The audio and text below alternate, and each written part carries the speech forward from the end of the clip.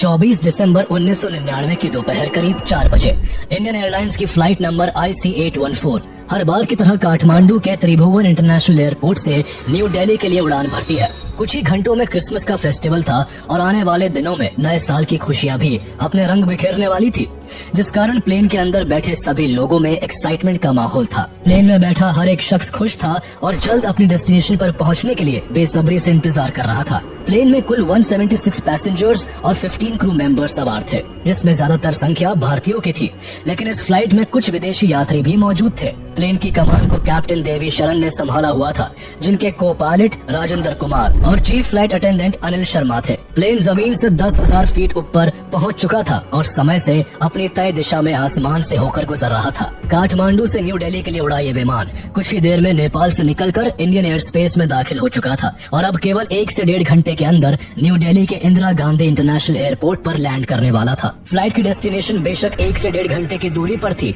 लेकिन फ्लाइट में मौजूद किसी भी इंसान को इस बात का अंदाजा भी नहीं था कि ये 1 से 1.5 घंटे का सफर अब उनके लिए काफी लंबा होने वाला है। आगे जो होने वाला था वो किसी बुरे सपने से भी ज्यादा डरावना था। दरअसल प्लेन के इंडियन एयर स्पेस में एंटर करते ही अचानक से मास्क पहने हुए 5 लोग हाथों में बंदूकें लिए पैसेंजर्स के सामने खड़े हो जाते हैं। ये 5 लोग आतंकवादी थे, जिनका मकसद इस प्लेन को हाईजैक करना था। प्लेन को अपने कंट्रोल में लेने के लिए एक हाईजैकर बंदूक लेकर पायलट के कैबिन में घुस जाता है और कैप्टन देवी शरण और को पायलट राजेंद्र कुमार पर बंदूक तान देता है। उधर चारों हाईजैकर्स भी पैसेंजर्स और क्रू मेंबर्स को हथियारों से डराने लगते हैं। प्लेन का माहौल एकदम से खौफनाक मंजर में बदल जाता है। पैसेंजर्स को समझ नहीं आता कि थोड़ी देर पहले उनके ही बीच बैठे हुए कुछ लोगों का इस तरह उन पर बंदूक तानना और उनका टेररिस्ट होना कैसे संभव हो सकता है। प्लेन का कंट्रोल पाते ही हाईजैकर्स ने बच्चों और महिलाओं को एक तरफ और यंग पैसेंजर्स को दूसरी तरफ कर लोगों को बांटना शुरू कर दिया। इस घटना से जहां पैसेंजर्स के होश उड़े हुए थे, तो वही पायलट्स कैबिन में मौजूद हाईजैकर कैप्टन शरण पर प्लेन को वेस्ट की तरफ उड़ाने के लिए डरा धमका रहे थे। दरअसल इन हाईजैकर्स का मकसद इस प्लेन को पाकिस्तान ले जाने का था। ये 5 हाईजैकर्स पूरी प्लानिंग के साथ आए थे। ये लोग इतने चौकन्ने थे कि अपने असली नाम की जगह काफी सावधानी बरतते हुए एक दूसरे को चीफ, बर्गर, डॉक्टर, भोला और शंकर जैसे कोड नेम से बुला रहे थे। इन 5 ने मिलकर कुछ मिनट्स के अंदर ही बंदूकों के दम पर प्लेन के सभी पैसेंजर्स, पायलट और क्रू मेंबर्स के अंदर अपना खौफ बैठा दिया। अब प्लेन पूरी तरह से हाईजैकर्स के कंट्रोल में था, जिसे वो पाकिस्तान के लाहौर एयरपोर्ट की तरफ ले जाना चाहते थे। कैप्टन देवी शरण हाईजैकर्स के दबाव में आकर प्लेन को दिल्ली की जगह वेस्ट की तरफ मोड़ देते हैं। प्लेन के वेस्ट की तरफ मुड़ते ही हाईजैकर्स को अपना प्लान कामयाबी की तरफ बढ़ता दिखा, जिस कारण वो थोड़ा रिलैक्स हो गए। इसी मौके का फायदा उठाते हुए कैप्टन ने हाईजैकर्स की नजर से बचकर ट्रांसपॉन्डर के जरिए इंडियन एयर ट्रैफिक कंट्रोल को प्लेन के हाईजैक होने की इन्फॉर्मेशन दे दी। इस तरह पहली बार 4:40 पर इंडियन ATC को फ्लाइट IC814 के हाईजैक होने के बारे में पता चला। इस खबर के पता चलते ही ATC चौकन्ना हो गए और उन्होंने देर न करते हुए फौरन सेंट्रल गवर्नमेंट के क्राइसिस मैनेजमेंट ग्रुप CMG से कांटेक्ट किया और प्लेन के हाईजैक होने के बारे में बताया। CMG को उस समय cabinet secretary Prabhat Kumar lead कर रहे थे, लेकिन उन्होंने इस मामले में अर्जेंसी न दिखाते हुए कोई भी इमीडिएट एक्शन नहीं लिया। CMG ने ना तो कोई इमरजेंसी मीटिंग को अरेंज किया और ना ही वक्त की नजाकत को समझते हुए फॉरेन इंटेलिजेंस ब्यूरो और रॉ के ऑफिशियल से कांटेक्ट किया, जिस कारण कैप्टन देवी शरण को इंडियन अथॉरिटीज की तरफ से ना तो कोई मदद मिल रही थी और ना ही कोई दिलासा। हैरानी की बात ये थी कि प्राइम मिनिस्टर अटल बिहारी वाजपेयी को हाईजैकिंग की खबर प्लेन हाईजैक होने के करीब 1 घंटे बाद पता चली। कैप्टन शरण हैरान थे कि आखिर ऐसी सिचुएशन में भी ATC कोई जवाब क्यों नहीं दे रहा, लेकिन जब कुछ देर तक ATC की तरफ से कोई जवाब नहीं आया तो वो आने वाले समय को भाप चुके थे। उन्हें अपना और सभी पैसेंजर्स का फ्यूचर साफ साफ दिख रहा था, जिस कारण वो काफी निराश होकर प्लेन को अभी भी पाकिस्तान की सीमा की ओर ले जाने के लिए मजबूर थे। कुछ देर वेस्ट की ओर प्लेन उड़ाने के बाद कैप्टन शरण ने लाहौर में लैंडिंग के लिए पाकिस्तानी ATC से रिक्वेस्ट की, लेकिन उन्होंने कैप्टन की इस रिक्वेस्ट को रिजेक्ट कर दिया। कुछ महीने पहले ही भारत और पाकिस्तान के बीच कारगिल का युद्ध हुआ था, जिसमें भारत ने पाकिस्तान को बुरी तरह शिकस्त दी थी, जिस वजह से इंडिया और पाकिस्तान के संबंध सबसे नाजुक मोड़ पर थे। ऐसे में पाकिस्तान नहीं चाहता था कि किसी भी वजह से शक की सुई उस पर उठे, इसलिए मना करने के साथ पाकिस्तान कैप्टन को धमकी देता है कि अगर इंडियन प्लेन लाहौर में एंटर किया तो प्लेन को शूट कर दिया जाएगा। पाकिस्तान का जवाब कैप्टन शरण को मुश्किल में डाल देता है। उन्हें कोई भी रास्ता नहीं सोच रहा होता।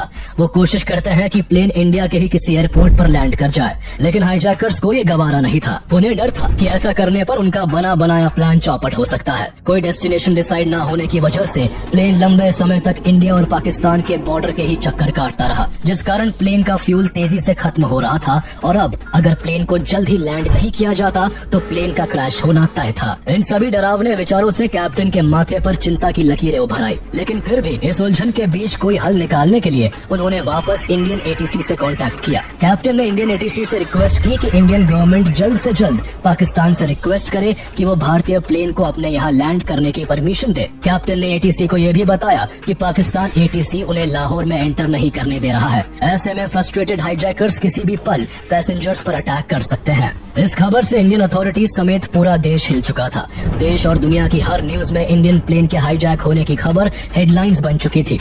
When 5 masked terrorists hijacked Indian Airlines flight IC814, plane was carrying 11 crew members and 179 passengers. एक तरफ जहां पूरी दुनिया की नजर भारत के इस हाईजैकिंग पर टिकी हुई थी, तो वही अफसोस इस बात का था कि भारत के बहुत से हाई कमांड्स को इस हाईजैकिंग की जानकारी न्यूज चैनल्स के जरिए मिल रही होती है। सीएमजी के इमीडिएट एक्शन न लेने की वजह से पहले ही काफी देर हो चुकी थी, इसलिए इन्फॉर्मेशन मिलते ही इंडियन अथॉरिटीज फौरन हरकत में आ गई। 6:30 बजे इंडियन हाई कमीशन ने पाकिस्तान से प्लेन को लाहौर में लैंड करने की रिक्वेस्ट की, मगर पाकिस्तान ने भारत की इस अपील को खारिज कर दिया। इस तरह इंडियन गवर्नमेंट की कोशिश भी नाकाम रही और अब एक बार फिर प्लेन इंडिया और पाकिस्तान के बॉर्डर पर चक्कर काटने लगा। प्लेन में अब केवल 1 घंटे का ही फ्यूल बचा था, जिसे देखते हुए कैप्टन शरण एक आखिरी प्रयास करते हैं और हाईजैकर को कहते हैं कि प्लेन में जल्दी ही फ्यूल खत्म होने वाला है, जिस कारण प्लेन क्रैश कर सकता है। इसलिए जब तक लाहौर का रास्ता साफ नहीं हो जाता, प्लेन को अमृतसर एयरपोर्ट पर लैंड करके रिफ्यूल कर लेना चाहिए। हाईजैकर्स बिल्कुल नहीं चाहते थे कि उनके द्वारा हाईजैक किया गया इंडियन प्लेन इंडिया के अंदर ही लैंड करे, क्योंकि ऐसा करना उनके लिए अपने पैरों पर कुल्हाड़ी मारने जैसा था। लेकिन प्लेन अपनी डेस्टिनेशन के हिसाब से ज्यादा ट्रैवल कर चुका था, जिस कारण फ्यूल की शॉर्टेज का अनुमान हाईजैकर्स को भी था। कोई और ऑप्शन न होने की वजह से हाईजैकर्स कैप्टन की बात मान गए और न चाहते हुए भी रिफ्यूलिंग के लिए प्लेन को अमृतसर में उतारने के लिए तैयार हो गए। कैप्टन देवी शरण का ये समझदारी भरा प्रयास सफल हो चुका था, जिस कारण अब हाईजैक हुआ प्लेन भारत की सीमा के अंदर अमृतसर की एयरपोर्ट पर लैंड करने वाला होता है। देखा जाए तो सिचुएशन को संभालने के लिए इंडियन गवर्नमेंट और इंडियन अथॉरिटीज के पास बेस्ट चांस था। कैप्टन देवी शरण को भी अब उम्मीद की एक किरण नजर आ रही होती है। उन्हें विश्वास था कि अगर एक बार प्लेन इंडिया में लैंड कर गया तो भारत सरकार कैसे भी करके हाईजैकर्स के प्लान को फ्लॉप कर देगी और सभी पैसेंजर्स की जान बचा लेगी। लेकिन असल में जो कुछ होता है वो भारत के लिए एक हिस्टोरिकल ब्लंडर साबित होता है और कैप्टन देवी शरण की आखिरी उम्मीद भी टूट जाती है। दरअसल हाईजैकर्स के मानते ही कैप्टन शरण अमृतसर एटीसी से राजा सांसी एयरपोर्ट पर लैंडिंग की परमिशन मांगते हैं। अमृतसर एटीसी लैंडिंग की परमिशन देते ही फौरन सभी इन्फॉर्मेशन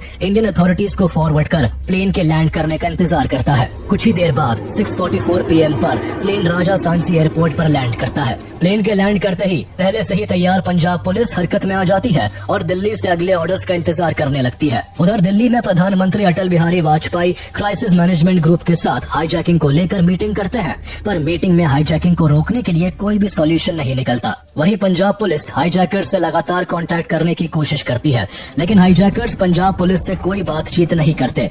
वो बस जल्द से जल्द रिफ्यूलिंग कराकर प्लेन को भारत की सीमा से बाहर ले जाना चाहते थे। लेकिन जब फ्यूलिंग में वक्त लगने लगा तो हाईजैकर्स को शक हुआ और उन्होंने कैप्टन शरण के सिर पर बंदूक लगाकर जल्द फ्यूलिंग करने की डिमांड की। लेकिन दिल्ली हाई कमांड्स का सख्त आदेश था कि फ्यूलिंग में देरी की जाए, जिससे एनएसजी कमांडोज को अमृतसर पहुंचने के लिए ज्यादा से ज्यादा समय मिल सके। एनएसजी कमांडोज अभी भी अपनी डेस्टिनेशन से 400 किलोमीटर दूर दिल्ली में ही थे। उन्हें अमृतसर पहुंचने में टाइम लगने वाला था। यूँ देखते देखते काफी वक्त गुजर गया, पर प्लेन में अभी भी फ्यूल फिल नहीं किया गया। इस तरह हो रही देरी से हाईजैकर्स का फ्रस्ट्रेशन बढ़ने लगा।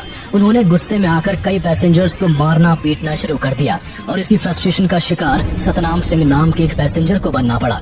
हाईजैकर्स ने गुस्से में सतनाम पर कई बार वार किए, जिसे देख पूरे प्लेन में सन्नाटा फैल गया। हर कोई डरा सहमा चुपचाप होकर बैठ जाता है और ठीक वही करता है जो हाईजैकर्स कहते हैं। प्लेन में सतनाम पर अटैक से घबराए कैप्टन एक बार फिर अथॉरिटीज से कांटेक्ट करते हैं। कैप्टन कहते हैं कि अगर जल्दी रिफ्यूल नहीं की गई तो हाईजैकर सभी पैसेंजर्स को एक एक करके मार देंगे। भारत सरकार चिंता के बोझ से दबी जा रही थी क्योंकि अभी भी एनएसजी कमांडोज को अमृतसर पहुंचने में समय लगने वाला था। इसलिए पैसेंजर्स की सेफ्टी के लिए डिसाइड हुआ कि अब वो फौरन एक फ्यूल ट्रक प्लेन तक भेजेंगे। लेकिन ट्रक में केवल फ्यूल ही नहीं बल्कि पंजाब पुलिस भी सवार होगी, जो फ्यूल भरने की आड़ में प्लेन के टायर्स को पंचर कर देगी, जिससे प्लेन उड़ ही ना पाए। कुछ ही देर बाद प्लेन के अनुसार फ्यूल ट्रक प्लेन की तरफ बढ़ता है, पर ट्रक काफी स्पीड से चल रहा होता है, जिस वजह से एटीसी को डर था कि इतनी स्पीड से ट्रक को अपनी तरफ आता देख हाईजैकर्स के मन में शक पैदा हो सकता है। इसलिए एटीसी ने ट्रक ड्राइवर से ट्रक को स्लो करने को कहा, लेकिन ड्राइवर सही से इंस्ट्रक्शन को सुन नहीं पाया और ट्रक को स्लो करने की जगह एकदम से बीच सड़क पर रोक दिया। ट्रक का रुकना भारत सरकार के लिए बुरी तरह बैकफायर करता है। अचानक से ट्रक का स्पीड से उनकी ओर आना और फिर रुक जाना हाईजैकर्स के मन में शक पैदा कर देता है। वो इंडियन अथॉरिटीज के प्लान को भांप लेते हैं और जरा भी टाइम वेस्ट न करते हुए फौरन कैप्टन शरण को गन पॉइंट पर रखकर तुरंत प्लेन को उड़ाने के लिए धमकाते हैं। कैप्टन यहाँ कोशिश करते हैं कि प्लेन को थोड़ी और देर अमृतसर में रोक कर रखा जाए, पर गुस्से से बौखलाए हाईजैकर्स रूपेन कत्याल नाम के एक पैसेंजर पर हमला कर उसे घायल कर देते हैं। 25 साल के रूपेन कत्याल की कुछ दिन पहले ही शादी हुई थी और वो इस प्लेन में अपनी वाइफ के साथ ट्रैवल कर रहे थे, लेकिन हाईजैकर्स द्वारा शुरू में ही महिलाओं और बच्चों को अलग कर दिया गया था, जिस कारण रूपेन की वाइफ को भी पता नहीं चला कि रूपेन हाईजैकर्स के अटैक की वजह से खून से लथपथ हो गए हैं और बुरी तरह दर्द से करहा रहे हैं। हाईजैकर्स यही नहीं रुकते बल्कि बंदूकें लोड करके दूसरे पैसेंजर्स की तरफ तान देते हैं। ये सब होता देख प्लेन में बैठे लोग चीखना शुरू कर देते हैं। अब कैप्टन शरण के पास कोई और रास्ता नहीं बचता। अगर वो हाईजैकर्स की बात ना मानते तो प्लेन में कत्लेआम मच जाता, इसलिए मजबूरन कैप्टन को प्लेन स्टार्ट कर अमृतसर से टेक ऑफ करना पड़ता है। 7:49 PM पर प्लेन एक बार फिर से हवा में होता है। अमृतसर से प्लेन के साथ साथ अब वो उम्मीद भी जा चुकी थी जो कैप्टन और सभी पैसेंजर्स को थी कि भारत सरकार द्वारा उन्हें किसी भी तरह बचा लिया जाएगा। 7:40 PM पर CMG एनएसजी कमांडोज को अमृतसर पहुंचने को कहते हैं। 7:55 PM पर एनएसजी अमृतसर के लिए रवाना होते हैं, लेकिन तब तक बहुत देर हो चुकी थी। इंडियन अथॉरिटीज के बीच अगर कम्युनिकेशन गैप ना होता और क्लियर प्लान के साथ हाईजैकिंग की खबर मिलते ही फौरन एनएसजी कमांडोज को एक्शन लेने के लिए तैयार कर दिया जाता तो शायद अमृतसर ही इस फ्लाइट का लास्ट डेस्टिनेशन होता, लेकिन ऐसा होता नहीं है। वैसे एनएसजी कमांडोज के लेट पहुंचने को लेकर भी कई थ्योरीज है, जिसमें एक थ्योरी ये है कि हाईजैक हुए प्लेन में रॉ एजेंट शशि भूषण सिंह तोमर नाम के एक पैसेंजर भी मौजूद थे, जो प्राइम मिनिस्टर अटल बिहारी वाजपेयी के सेक्रेटरी एनके सिंह के ब्रदर इन लॉ थे। इसलिए एनके सिंह ने जानबूझकर कमांडोज को अमृतसर पहुंचने में लेट करवाया, जिससे शशि भूषण की सेफ्टी बनी रहे। एनके सिंह को डाउट था कि कहीं कमांडोज को भेजने से हाईजैकर्स बेकाबू होकर सभी पैसेंजर्स को मार ना दे। अब असल वजह जो भी रही हो, लेकिन अब प्लेन अमृतसर से निकलकर फिर से आसमान में पहुंच चुका था। कैप्टन शरण फिर से पाकिस्तान एयर ट्रैफिक कंट्रोल से कांटेक्ट करते हैं, लेकिन पाकिस्तान एक बार फिर प्लेन को लाहौर एयरपोर्ट पर लैंड करने के लिए मना कर देता है और लाहौर के सभी नेविगेशनल एड्स और एयरपोर्ट लाइट्स को ऑफ कर देता है। लाइट्स ऑफ होती देख कैप्टन शरण परेशानी में आ जाते हैं। वो समझ नहीं पाते कि आखिर प्लेन को कहां और कैसे लैंड करे। उन्हें पहले ही पाकिस्तान के एयर स्पेस के बारे में कोई जानकारी नहीं होती। ऊपर से अब कॉकपिट में लो फ्यूल की वार्निंग भी शुरू हो जाती है। कैप्टन शरण को कैसे भी करके प्लेन को लैंड करना था। लैंडिंग के लिए प्लेन को नीचे की तरफ लाया जाता है। नीचे एक जगह बहुत सारी लाइट्स एक साथ जलती हुई दिखती है। कैप्टन को लगता है कि यही एयरपोर्ट है, पर जैसे ही प्लेन जमीन के करीब पहुंचता है, नीचे का नजारा कैप्टन के होश उड़ा देता है। दरअसल नीचे कोई एयरपोर्ट नहीं बल्कि हाईवे था, जहां लैंड करना इम्पॉसिबल था। घबराए कैप्टन फौरन प्लेन को दोबारा ऊपर की तरफ ले जाते हैं। इस बार कैप्टन साफ तौर पर पाकिस्तान एटीसी से कहते हैं कि प्लेन में बिल्कुल फ्यूल नहीं है और अब अगर इसे लाहौर एयरपोर्ट पर लैंड नहीं करने दिया तो प्लेन लाहौर के बीचों बीच क्रैश कर जाएगा, जिससे न सिर्फ प्लेन और पैसेंजर्स बल्कि पाकिस्तान के लोगों को भी खतरा है। अपने लोगों पर बात आते ही पाकिस्तान लैंडिंग के लिए मान जाता है और फ्यूलिंग की परमिशन भी दे देता है। बार बार भारत के प्लेन की लैंडिंग के लिए मना करना पाकिस्तान का एक प्लान था। वो पूरी दुनिया के सामने एक खेल खेल रहा था, जिसमें वो चाहता था कि सांप भी मर जाए और लाठी भी न टूटे। पाकिस्तान का यह असली चेहरा बाद में सामने आता है। फाइनली रात के 8 बजे प्लेन लाहौर एयरपोर्ट पर लैंड करता है।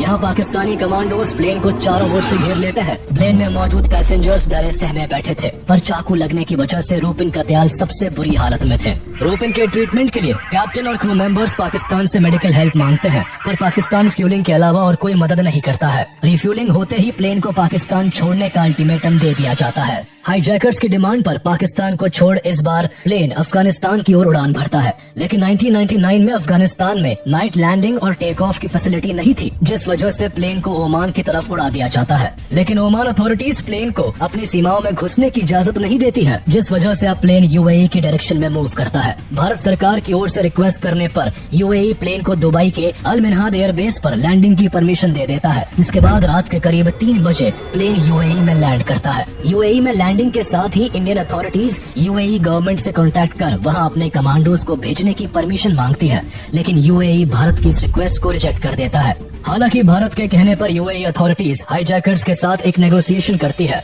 जिसमें फ्यूल के बदले इंजर्ड पैसेंजर्स, महिलाओं और बच्चों को रिलीज करने की डिमांड थी। हाईजैकर्स यहाँ 27 पैसेंजर्स को छोड़ने के लिए मान जाते हैं, जिसमें एक डेड बॉडी भी थी। ये बॉडी किसी और की नहीं बल्कि रूपिन कतियाल की थी, जो इलाज न मिल पाने की वजह से अब तक दम तोड़ चुके थे। सभी पैसेंजर्स और रूपिन की बॉडी को इंडियन एयरक्राफ्ट द्वारा अपने देश बुला लिया जाता है। पैसेंजर्स को लेने और यूएई सरकार की मदद के लिए ग्रैटिट्यूड शो करने के लिए civil aviation minister Sharad Yadav खुद यूएई जाते हैं। वही प्लेन में रिफ्यूलिंग होते ही प्लेन एक बार फिर आसमान में होता है। अब कुछ ही देर में सुबह होने वाली थी, जिस वजह से प्लेन को अफगानिस्तान की ओर ले जाया जाता है और फाइनली 25 दिसंबर की सुबह अफगानिस्तान के कांधार इंटरनेशनल एयरपोर्ट पर प्लेन अपनी लास्ट लैंडिंग करता है। कांधार एयरपोर्ट पर प्लेन के लैंड होते ही तालिबानियों द्वारा प्लेन को चारों तरफ से घेर लिया जाता है। भारत को प्लेन के अफगानिस्तान में होने की इन्फॉर्मेशन मिलती है, जिसने भारत सरकार के लिए एक नई उलझन पैदा कर दी। दरअसल उस समय अफगानिस्तान पर तालिबान का राज था, लेकिन इंडिया तालिबान को रिकॉग्नाइज नहीं करता था, जिस कारण प्लेन का अफगानिस्तान में होना इंडिया के लिए एक और परेशानी का कारण बन चुका था। एक तरफ इंडियन अथॉरिटीज का मानना था कि हाईजैकर्स को पाकिस्तान आईएसआई के एक्टिव सपोर्ट के साथ साथ तालिबान का भी सपोर्ट है, तो वही तालिबान का कहना था कि उनका मोटिव बस इंडिया और हाईजैकर्स के बीच नेगोशिएशन कराना है। तालिबान की इंटेंशंस पर भरोसा न होते हुए भी भारत सरकार ने तालिबान से पैसेंजर्स की सेफ्टी की अपील की, साथ ही हाईजैकर्स से उनकी डिमांड्स को जानना चाहा। इस दौरान हाईजैकर्स का गुरूर 7वें आसमान पर होता है। उन्हें अब लगने लगा था कि इंडिया पैसेंजर्स को रिहा कराने के लिए उनकी हर शर्त को मानेगा, इसलिए हाईजैकर्स ने इस मौके का फायदा उठाते हुए भारत के सामने 36 टेररिस्ट जो कि भारत के जेल्स में प्रिजनर्स थे, उन्हें रिलीज करने की डिमांड की। इसके अलावा हाईजैकर्स ने सजाद अफगानी की डेड बॉडी को भी मांगा, जो कि पाकिस्तानी मिलिटेंट और हरकत उल अंसर का कमांडर इन चीफ था, जिसको भारत की जेल से भागने के दौरान मार दिया गया था। हाईजैकर्स यही नहीं रुके, वो भारत से $200 मिलियन की फिरौती भी मांगते हैं। प्राइम मिनिस्टर अटल बिहारी वाजपेयी हाईजैकर्स के आगे झुकने को बिल्कुल तैयार नहीं थे। वो उनकी डिमांड्स को किसी भी कीमत पर नहीं मानना चाहते थे, क्योंकि टेररिस्ट को रिहा करने का मतलब होता भारत के खिलाफ फिर से आतंकवादी गतिविधियों का होना। लेकिन इन्हीं सब के बीच न्यूज चैनल्स के जरिए हर एक खबर लोगों तक जा रही थी। इन खबरों में एक पैसेंजर की मौत की खबर भी होती है और कई पैसेंजर्स के घायल होने की बात भी शुमार थी। साथ ही न्यूज चैनल्स और न्यूज़पेपर्स में प्लेन के अफगानिस्तान में होने की हेडलाइंस भी बन चुकी थी। ये सभी खबरें भारत के लोगों को बेचैन करने के लिए काफी होती है। इन खबरों के कारण सबसे बुरा हाल उन फैमिलीज का होता है जिनका कोई अपना उस प्लेन में मौजूद था। प्लेन में बैठे पैसेंजर्स की फैमिलीज और रिलेटिव्स का कंसर्न केवल अपने लोगों की जान की सलामती का था। वो किसी भी तरह अपने परिवार वालों को हाईजैकर्स के चंगुल से छुड़ाना चाहते थे। इसलिए 26 दिसंबर 1999 को external affairs minister Jaswant Singh जब हाईजैकिंग को लेकर प्रेस कॉन्फ्रेंस कर रहे थे, तो उसी बीच इन फैमिलीज की भीड़ इकट्ठा हो गई और जसवंत सिंह से अपने परिवार वालों की सुरक्षा की अपील करने लगे। इसके अलावा कुछ परिवार वाले गुस्से में आकर जसवंत सिंह से हाईजैकर्स की डिमांड को पूरा करने का जोर डालने लगे। सिर्फ पैसेंजर्स की फैमिलीज ही नहीं, बल्कि ऑपोजिशन पार्टीज का भी गवर्नमेंट पर पैसेंजर्स की सेफ्टी को लेकर दबाव था। इसलिए गवर्नमेंट ने हाईजैकर्स से नेगोशिएशन करने के लिए एक टीम को कांधार भेजने का फैसला लिया। 27 दिसंबर को ये टीम कांधार पहुंची, जिसे senior Indian foreign service officer Vivek Katju head कर रहे थे। तालिबान ने हाईजैकर्स और इंडिया के नेगोशिएशन टीम के बीच नेगोशिएशन कराना स्टार्ट कर दिया, लेकिन दिन पर दिन गुजर रहे थे और हाईजैकर्स एंड इंडियन अथॉरिटीज के बीच कोई भी फैसला नहीं हो पा रहा था। तालिबान ने हाईजैकर्स को $200 मिलियन और सजाद अफगानी की डेड बॉडी की डिमांड को छोड़ने के लिए मना लिया था, पर हाईजैकर्स 36 प्रिजनर्स को रिलीज करने की मांग पर डटे हुए थे। इंडियन अथॉरिटीज इस मांग के विरोध में थी, जिस कारण अभी भी नेगोशिएशन किसी भी नतीजे पर नहीं पहुंचता है। इस दौरान प्लेन में बैठे पैसेंजर्स और क्रू मेंबर्स का जीवन नर्क हो चुका था। पैसेंजर्स को प्लेन में बैठे पूरा एक हफ्ता हो चुका था, जिस वजह से उनके पास खाने के लिए ना तो खाना बचा था और ना ही पीने के लिए पानी। इसके अलावा प्लेन के टॉयलेट्स तक ओवरफ्लो करने लग गए थे। हर एक चीज उस वक्त पैसेंजर्स को परेशान कर रही थी। इधर पैसेंजर्स का हाल बुरा था, तो उधर इंडियन गवर्नमेंट के ऊपर हर दिन दबाव बढ़ता ही जा रहा था। कुछ लोग क्राइसिस मैनेजमेंट ग्रुप की मीटिंग हाईजैकिंग में घुसकर हंगामा कर रहे थे, तो कुछ लोग प्रधानमंत्री वाजपेयी के रेजिडेंस के बाहर प्रोटेस्ट कर रहे थे। इसी प्रेशर के चलते नेगोशिएशन टीम को जल्द से जल्द कोई फैसला लेने के लिए कहा गया। हम किसी भी दबाव में आकर के आतंकवादियों को छोड़ते हैं तो आतंकवादियों का हौसला बढ़ जाएगा। नेगोशिएशन टीम हाईजैकर्स की डिमांड को काफी हद तक कम करने में सफल हो चुकी थी। इंडियन अथॉरिटीज ने 36 की जगह केवल 3 प्रिजनर्स को ही रिलीज करने की इजाजत दी थी, लेकिन ये 3 प्रिजनर्स हाईजैकर्स की चॉइस के होने वाले थे। हाईजैकर्स ने रिहा करने के लिए मौलाना मसूद अजहर, अहमद ओमर सईद शेख और मुश्ताक अहमद जरगर को चुना था। ये तीनों प्रिजनर्स वो टेररिस्ट थे जो पाकिस्तानी टेररिस्ट ग्रुप से जुड़े हुए थे। पैसेंजर्स की सेफ्टी के लिए मजबूरन इन टेररिस्ट को छोड़ने का डिसीजन लिया गया। तीनों आतंकवादियों को पहले दिल्ली लाया गया और फिर एक फ्लाइट के जरिए जसवंत सिंह के साथ कांधार भेजा गया। कांधार में तीनों टेररिस्ट के पहुंचते ही हाईजैकर्स द्वारा प्लेन और सभी हॉस्टेजेस को फ्री कर दिया गया।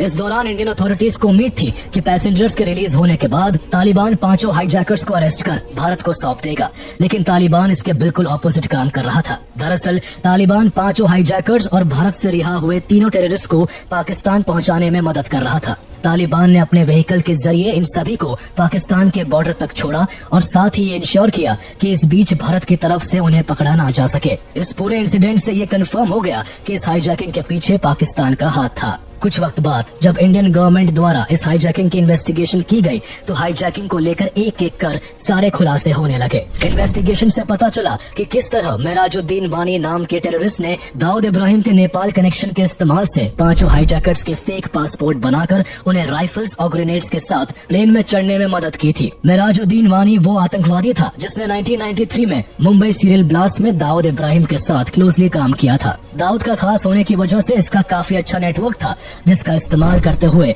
इसने नेपाल के त्रिभुवन इंटरनेशनल एयरपोर्ट की लूज सिक्योरिटी का फायदा उठाया और प्लेन को हाईजैक करने में हाईजैकर्स की हेल्प की। इन्वेस्टिगेशन में 5 हाईजैकर्स की पहचान का भी खुलासा हुआ, जिसमें पता चला कि 5 हाईजैकर्स पाकिस्तान के थे, जिनके असली नाम इब्राहिम अख्तर, सनी अहमद काजी, शाहिद अख्तर सईद, शाकिर और जहूर मिस्त्री थे। ये 5 ही हरकत उल मुजाहिदीन नाम के पाकिस्तानी टेररिस्ट ग्रुप से जुड़े हुए थे। इसके अलावा इन्वेस्टिगेटिंग टीम को ये भी पता चला कि इस हाईजैकिंग के पीछे अफगानिस्तान के डिफेंस मिनिस्टर मुल्ला मोहम्मद याकूब का भी हाथ था, जो तालिबान के सुप्रीम लीडर मुल्ला उमर का बेटा भी था। यानी साफ था कि ये सब कुछ पाकिस्तान के द्वारा किया गया था, जिसमें तालिबान का भी सपोर्ट था। We have evidence to show that hijackers were encouraged by Pakistan. इस तरह 3 आतंकवादियों को रिलीज करने के बदले में 31 दिसंबर 1999 को सभी पैसेंजर्स और क्रू मेंबर्स को कांधार से रिहा करके न्यू दिल्ली ले आया गया। इंडियन गवर्नमेंट इन सभी को सेफली वापस लाने में कामयाब हो गई, लेकिन ये कामयाबी भारत को भारी कीमत चुका कर मिली।